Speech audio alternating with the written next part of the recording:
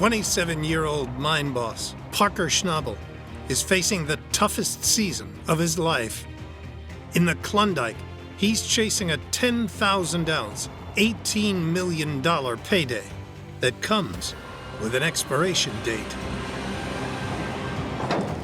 Because our license is expiring, we have a very real deadline here where this all has to be done. We got started sluicing early, and that's super important this year. Like, it's a big year of sluicing, more than ever before. The big push right now is keep plants running and the stripping crew stay out ahead of them. Parker needs the Klondike to start paying out big right away. In just a few short weeks, he plans to open another claim in Alaska, a move that'll stretch him to the limit, but could deliver a massive payday. Every year we're pushing it, but this year there's no wiggle room in it, so we can't afford anything that keeps us down for too long. Parker's original 45 acres of ground on the airstrip has doubled to 90 since his deal with Tony Beets. The first section to be mined is the 14-acre Keyhole Cut, where Parker's crew are already down to pay and sluicing the gold-rich material through Big Red at 200 yards an hour.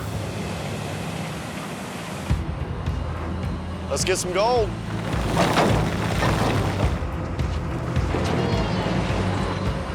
You know, we've been making really good progress. We're at the Keyhole Cut.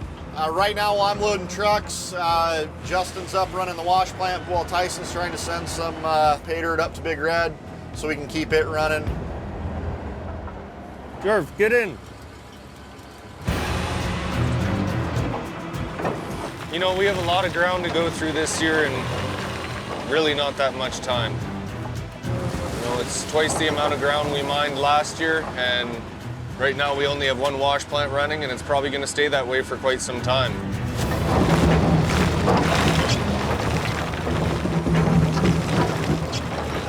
It's frozen stiff.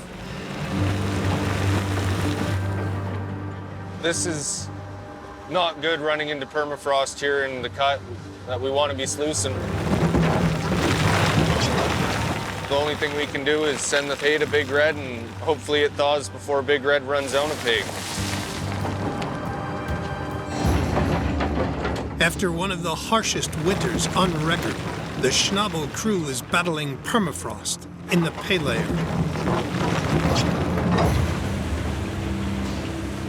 Yeah, Big Red's, she's a hungry but the frozen pay dirt doesn't really mesh well with Big Red. They don't get along very well together.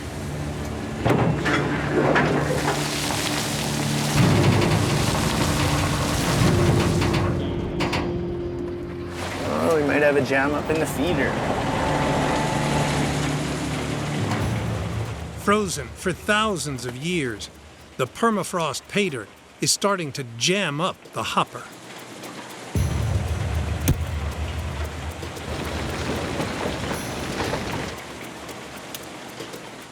Looks all right for now. Just like that, feeder's cleared, back to sluicing.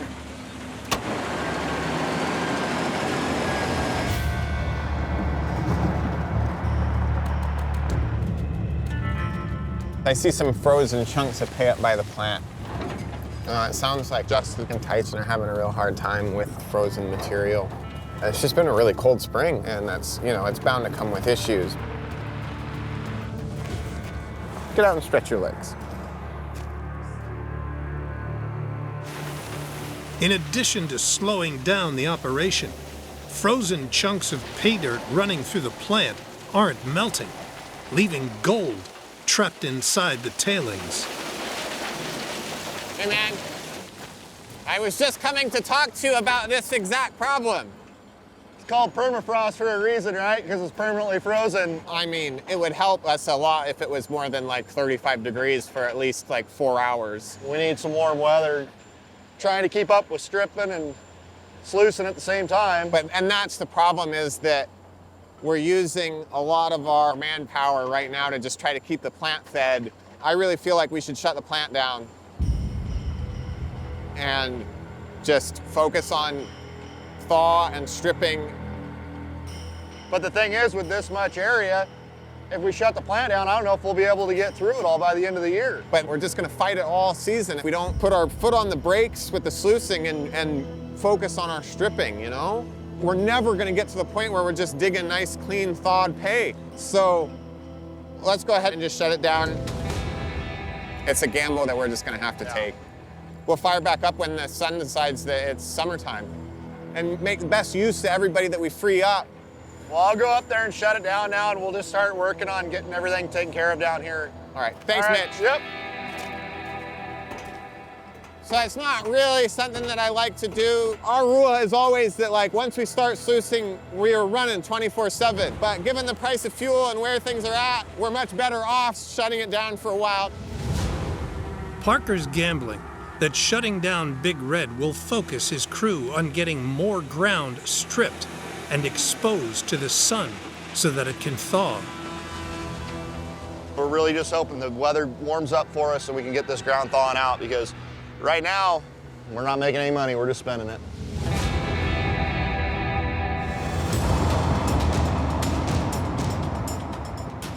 We've had to shut the plant down and we're just super short-handed. And one of our best dozer operators is sat in the office and we need him. With all his pay dirt frozen, Parker Schnabel shut down his only operational wash plant and changed course. While the sun thaws the pay, he's opening even more ground, betting that high temperatures will melt it all and give him a massive pay pile to run. Hey, Bose, you super busy? A little, yeah. Can't you tell? Yeah, I know. We're having a pretty rough time out in the pit with frost and just fighting things down there. I was wondering if you can come out of retirement for us for a little bit. You have probably more experience in a dozer than just about anybody on this mine site. So I was hoping to try to use some of your expertise out there.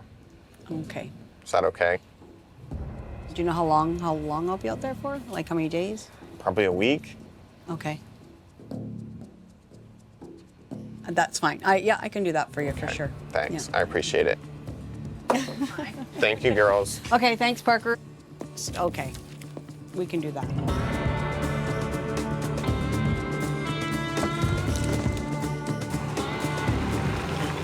Right now, we're just throwing everybody we can at these cuts to get them caught up and ready to go.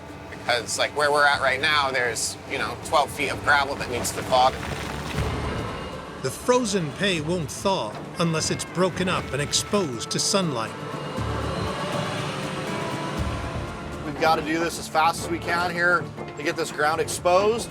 This is what it's going to take. I mean, everybody's got to step up because we just have too much ground to get through if we don't have everybody pitching in.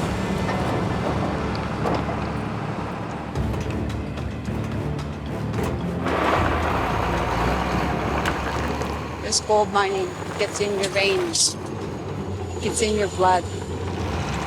Office manager Nona Lovelace uses the 73-ton D10 dozer to rip through the permafrost.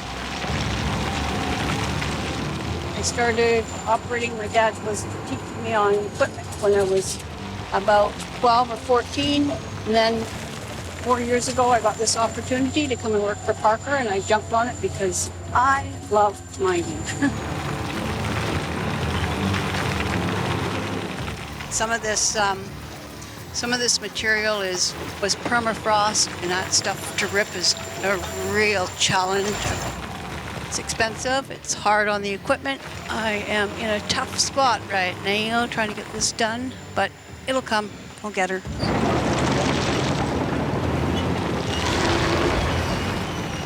Holy, come on.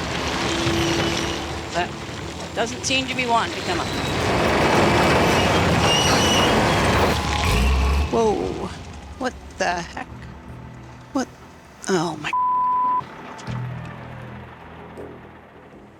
What the hell is this? Are you kidding me?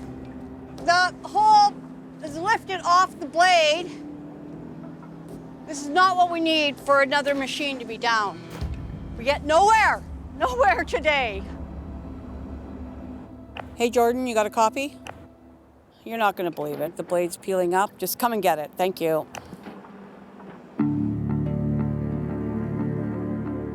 This is really thin and it wore the welds off, so you have to take all these pieces off and then put the new pieces in that we have. What's going on, man? Why are you pulling that thing out of here? The skin's peeling right off. Obviously that frozen just grabbed the bottom and peeled it up. Oh, no way. It's crazy how abrasive that stuff is to wear the steel down that hard. Yeah, didn't think it was gonna go away that quick. Well, yeah, the sooner we can get her back in action, the better off we're gonna be. Yeah. I Yeah, mean, kind of timing, but yeah, couldn't be any worse. Wasting a lot of money here.